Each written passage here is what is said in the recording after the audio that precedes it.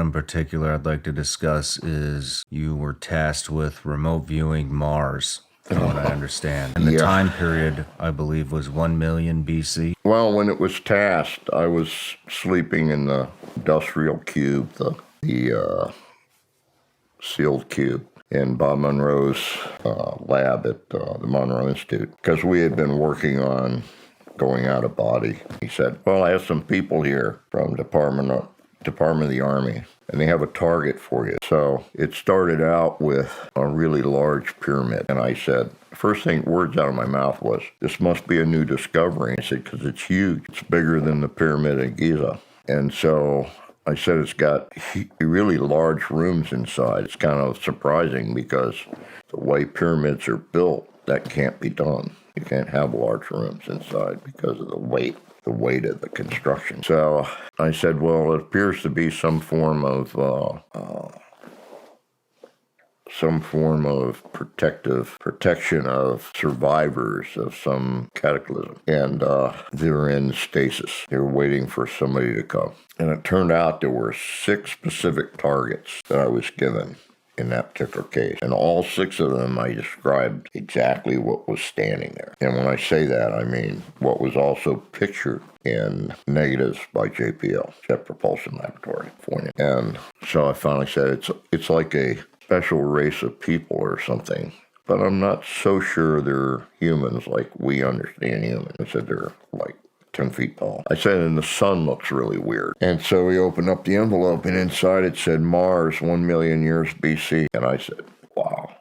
I mean, what are you going to say? But everything that's actually on the ground, I described. What I decided to do was the next time I was in California, I was going to go by JPL and get copies of the negatives, because somebody said, oh, that's all BS. It turns out every planet in our universe has got GPSs that match the Earth's because they're all spherical, as well as the moons and everything else. But it turned out I went to JPL, and I walked up to the counter, and I had the actual card that had the GPSs written on it. And I was tired anyway from working on it. So I walked up to the desk, and the guy said, can I help you? And I said, yeah, I understand all the pictures taken in space belong to the American people. I said, okay, I'd like to see all the pictures for these GPSs. And he took one look at the card and said, oh, that's the old city on Mars.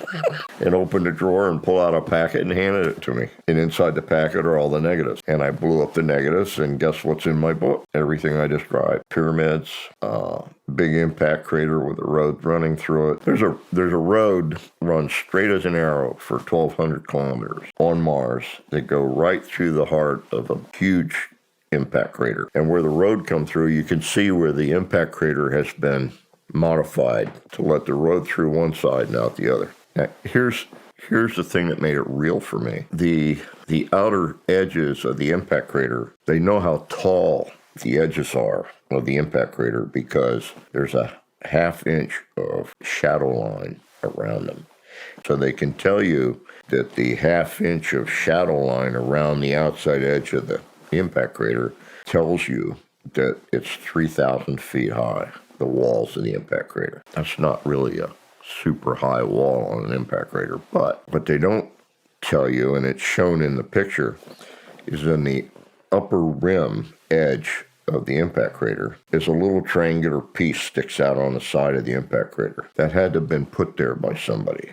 It's a construct. It's part of the wall of the impact crater. So you got an edge up here, 3,000 feet up, and there's a triangular piece that sticks out and goes back in.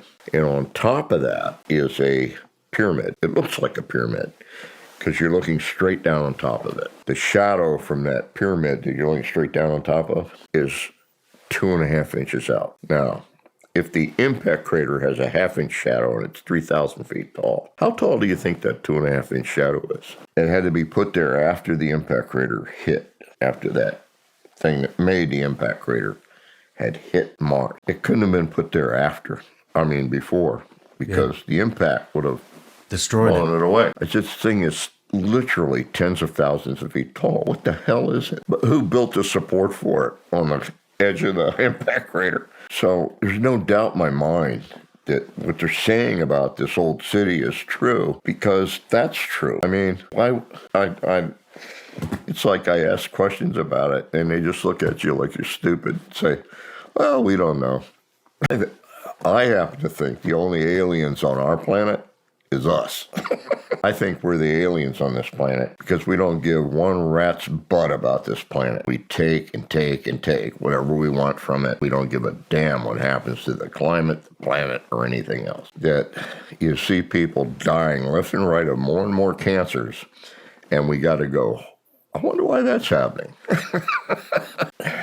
There isn't another animal on this planet that doesn't do the same thing, except for human beings. We just take what we want, and it doesn't matter what it does to the planet. Why can't we decide to put everything back to normal and stop all the foolishness and pay people to do that? That seems to me to be a more realistic way to live on a finite planet where we're not going to kill ourselves or ruin it or in some way destroy the very thing that supports us. I think we came here because of something that happened on Mars.